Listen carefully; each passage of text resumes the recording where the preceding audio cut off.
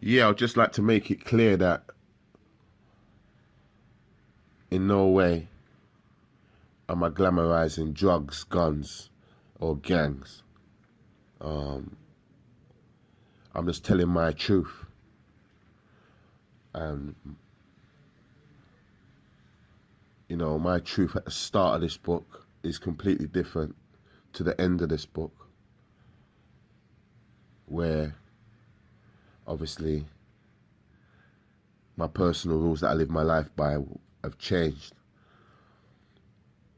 But yes, I just want to put that out there, innit? So yeah, I don't want to feel like, yeah, it's not that. And yeah, R.I.P. Sparks. Come on, Andrew Onogo. Yeah, R.I.P. bro. Like, damn, in jail when you dropped. Yeah, you feature heavily in this book. Yeah, I just wanted to lay that out there, because enough people think like me and Sparks fell out, A lot of people don't really know what go on in it. The last time I saw Andy, we was on a visit, and I said to him, yo, Trevor's got to go, And he looked at me and he was like, yo, fam, that's like Trevor saying you got to go, fam. I'm saying I don't trust my man, And he was like, yo, loud that, cuz. That's like, nah, it's just us three, fam. I'm saying, brother, yeah, I don't care. He's got to go, bro. And he's like, nah, blood. That's like him saying you got to go. Cause it was the three of us, innit? When I formed this GB thing, yeah, I recruited Sparks and I recruited Trevor, innit? Like that. So yeah, there was other man who was about, but yeah, my inner circle was those two. Like that. You get me? They were my trusted go-tos, you hear me? And then anyway, yeah, so it was out of loyalty that, like, Sparks obviously wouldn't turn on his nigga, innit? And my nigga, you get me? But I just felt something in it at that time. And then when I came out of jail, I just cut them all off. I don't trust Trevor. I just moved like that. I didn't trust my man, innit? So yeah, I was just on a different thing. And yeah, I just went on some different shit. So yeah, a couple of people's been hitting me up today like, oh, you weren't talking to my man today. Yeah, so just know what it was, innit? And then the same you come around and lick him down, mad thing. But anyway, allegedly. So yeah, R.I.P. Sparks, man. You hit me? Nothing but love for you, kid. I had you with me from you was 13. I had you close, bro. Yeah, I miss you still. Yeah, straight real talk. Yeah. Anyway. Yeah. Next question. Yeah, man. Some man talking about I diss Blue in the first chapter. How can I diss Blue? Blue's good people. Yeah.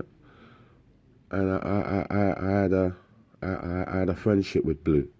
So Road needs to know that, innit? Because bare people's hitting me up about Blue got violated in the first chapter. Never that. Yeah, Blue didn't get involved out of respect, out of love, out of yeah, just minding his own business. I'm not going into it no more than that. Yeah. I was on a unit with Blue, so this a man to know, innit? Like, enough man don't know that I was on a unit with Blue. When we're on the unit, that's the prison within the prison in Belmarsh. I'm on the 3rd floor. Blue and Lambie are on the 2nd floor. And every day I chat to Blue. And I shout Blue. Like, yo, Blue! And Blue used to come to the window. Wah, wah, fam. Furthermore, he didn't just come to the window straight away. Mark would say, Lambie would say, yo, Blue, your brethren's calling you. Yeah, bare jealousy. And Blue would come to the window and say, wah, go on. Yo, I saw she go on. That's how I used to refer to my man. I saw she go on. And with this reason. You get me? My Mark used to just lay on his back, lay on his back and he's sort of looking at the ceiling. You know them ones there? But anyway, it's all another thing. Like, it's all love. You hear me? Yeah, so yeah, don't know I'm thinking like me and Blue got any issues out there. There's no issues. It's all love. You get me? Yeah, straight. Anyway. Chapter 2. Let's go. GB for life, baby. Yeah. Know that, innit? Before we get into, you know what? Before we get into chapter 2, let's get a name check. Name check to the old school GB man them. Gary Cox, name check. Chris Doyley, name check. Richard Doyley, name check. Sebastian, name check. Paro John, name check. Booker, name check. Old School Tiny, name check. Yeah. Fly, Shy, Peter Keezer, Formula. Yeah, original GB man then. Yeah, say nothing. Let's go, chapter 2. Bianca had just turned 16, yet she looked older and wasn't into boys her own age. They had no money, couldn't fuck, and were not mature enough to understand the importance of giving a lady a little head. She told anyone who asked. She smiled at the thought as she glanced across at Jason as he gripped the BMW drop-top steering wheel and guided the whip through the early South London traffic. He nodded his head to R. Kelly's smooth voice, which slightly pumped out of the car speakers. Bianca ran her hand through her short, cute cut. Her hair was black, the red highlights complementing her sweet caramel skin. She and Jason had been seeing each other for near 2 months. She had met him at a private boat party in the West End of London, and they were now inseparable. She had spent the following day with Jason as he rolled through the ends, handling his business. He and his workers would roll in convoy through the hood, and she would watch in amazement as one of his workers would pull up to the curb and a client would appear out of nowhere and be tossed a brown package containing a bit of cane or bee. She was definitely feeling his game. "What you thinking now, boo?" Jason asked as he slapped her on her thighs. She reached for his crutch and squeezed gently. "I'm thinking you need to pull this motherfucker over and show me what kind of game you got." He slowed down the whip at the traffic lights on the notorious Lucian Way and turned to stare at her. "A penny for your thoughts," said Jason. Bianca snapped out of it and turned and smiled. "I was just thinking about the night we first met." Jason returned the smile. He had spent the last 7 weeks observing Bianca on the low, and while he knew she loved money and wasn't 18, as she had told him, she was loyal and could do things with her peach that he didn't even know was possible. He was a big deal within the hood, and so she had known who he was. Jason had begged her to return home with him, and even through everything inside of her was telling her to throw caution to the wind, she declined. She knew the game and she played it like a pro. Her body was ridiculous. The traffic lights turned green, and he smiled and stepped on the gas. 5 minutes later, he pulled the whip to a stop in a KFC car park along the Old Kent Road. "Get out." Bianca smiled. "What for?" Jason stepped out of the whip and walked round to the back of the car. She followed and leaned over the back of the boot. He kicked her feet apart and gently pulled her short white skirt up around her hips and crouched down. He used his tongue like some form of magic wand. "Ooh," Bianca moaned as she glanced around the car park to see if there was anyone who had taken a ringside seat. There wasn't, but she wouldn't have cared if there was. "Eat me, baby." His tongue into her love box and began to freak her, slipping his hands between her legs and gently rubbing her spot with the tip of his finger. Her legs buckled as she exploded into his mouth, her candy juice running out of her peach and down his chin. Jason stood up slowly and spun her around. She leaned forward and began to kiss his neck as she unbuckled his Gucci belt and released his pole. He returned the love and slipped his tongue into her soft mouth. "Are you going to fuck me here, baby?" she whispered as she stroked his pole. Jason didn't answer.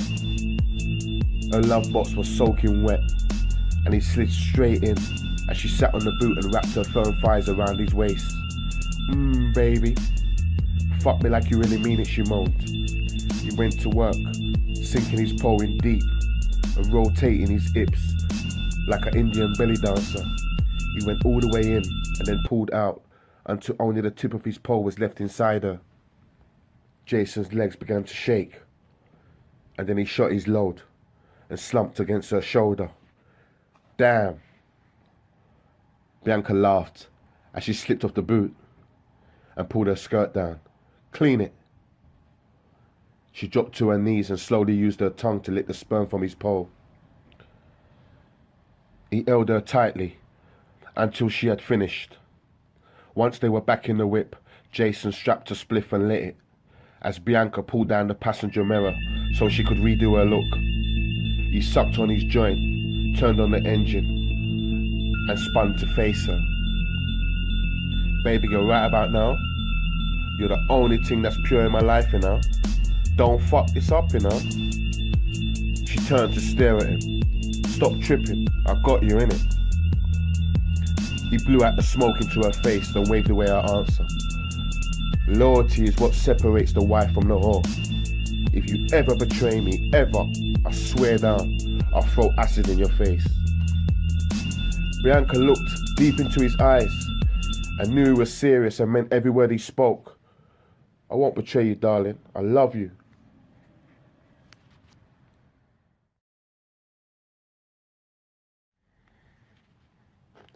Chapter 3. Even from an early age, Carlon liked to be in control. So instead of relocating into Trevor's cell, Trevor moved in the opposite direction, and they were now playing a game of blackjack. Prisoners were limited as to how they could pass their jail time. Some were into fitness. Some were just happy to sit and watch the four walls. Carlon played cards, pushed iron, and mastered the art of playing chess. He was a thinker who hated losing, a trait which would become very important in his later life. Trevor and Carlon sat side by side on the bunk bed as they tried to outsmart each other, and they were both surprised when an East London wannabe gangster called Jacko rolled up into their spot. "What's up, Tiny?" said Jacko, calmly, but without a smile. Carlon stood up and braced himself for beef. He didn't know Jacko, so there was no reason for him to be in his cell. "Do I fucking know you?" Carlon said in a very aggressive tone.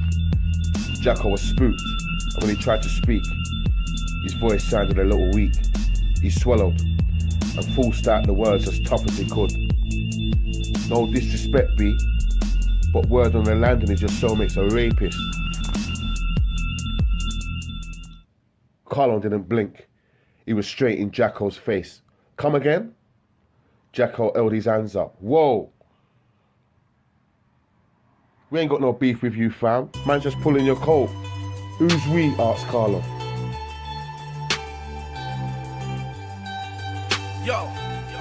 Yo, I said, who can it be? It's cause of the law.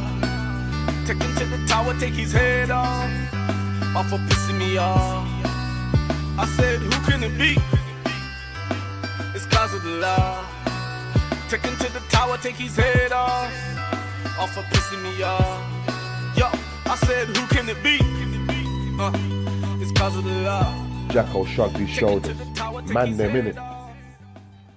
Carlon suddenly smashed Jacko in the jaw with a right hook, sending him flying onto the landing. It was on. Carlon was all over him, and then all hell broke out. A member of staff saw Carlon kicking Jacko's head like a football and pressed the alarm. Carlon was marched to the block and located in a cell which had seen better days. The bed was a hard concrete slab with a thin, dirty blue fire blanket thrown on top. The sink was the size of a cereal bowl, and the toilet was not much bigger and reeked of piss. He shook his head and laid back on that slab and thought about stuff. He didn't know Trevor that well, but he had got word from people he trusted on the block who had informed him that Trevor's rape charge was a setup. He was tired, and so he closed his eyes. His mind was running like a train, trying to work out how the situation with Jacko and his boys would play out on his return to the wing. He fell asleep for a couple of hours and was woken up by a heavy thud on his side wall. Some motherfucker was swinging a chair against his wall and screaming out his name. "Yo, Campbell! Campbell!" Carlon was pissed at being awakened and went to the window and flipped. "Yo, which pussy's banging my wall, yo?" "There ain't no pussies around here, you know," a voice from the left said. "A lot of hot-headed thing. What wing you off?" Nightingale, replied Carlon. Why, who's that? A few of the prisoners laughed. The name's Pico, fam, answered the same voice. What you down here for, bro? Carlon had heard of Pico. He knew his younger brother Chippy. Pico was a big deal out of Tottenham, a stick-up kid who was around 3 years older. Shit, some jolting. I had to kick off one boy's face. Again there was laughter. Yo, you can't be coming to the block from the juvenile wing calling big man pussy, you know? I'm next door to you. And if the door was open, you won't be talking like that. Who the fuck is that? Asked Carlon. It's Lambie, Mark Lambie, Tottenham bad man, what? Corner Mark, said Pico. A juvenile, you know. So what? Juvenile boss gone too, you know, my brother. A true, my brother, shouted another unidentified voice. Worse, he's talking tough about he kick off man's face. Man's to apologise, blood. A wee run felt him, you know. Carlon's back was firmly up against the wall.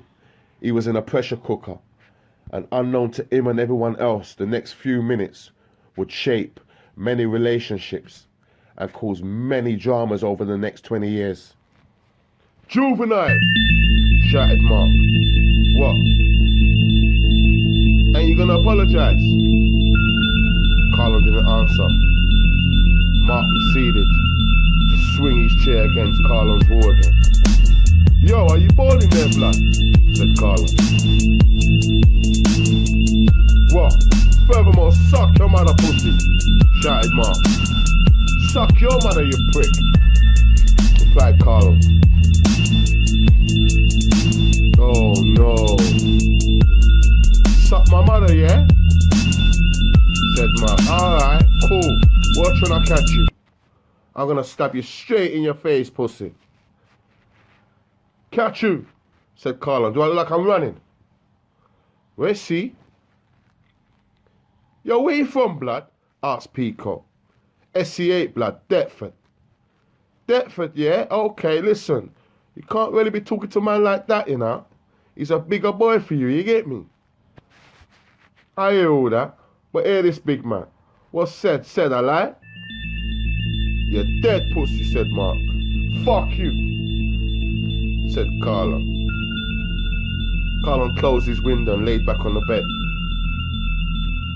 Mark was pissed, and Carlon knew he had become a problem. He closed his eyes and nearly jumped out of his skin when the cell door was opened by a female officer with a big smile on her face. On closer inspection, he realised it was Miss Johnson standing in the doorway. She unlocked the cell bolt and stepped into the cell.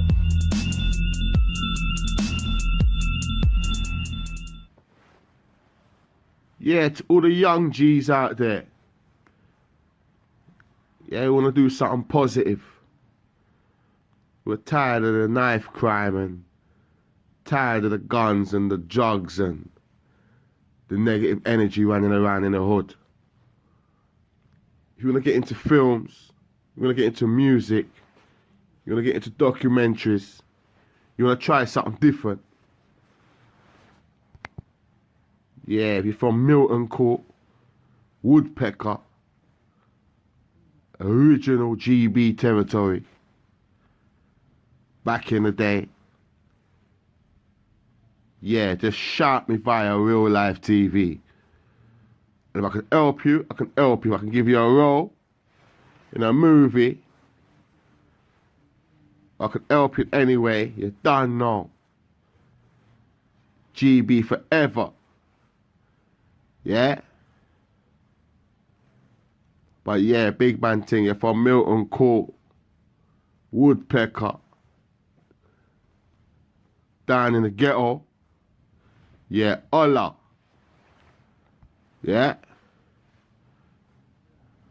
Saying that.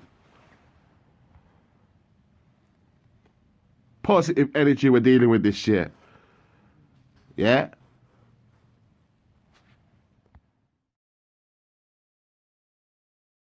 When I see a dog, you ain't talking hard. I show no regard for your squad. When the guns went off, 10 toes and all, screaming fuck the law.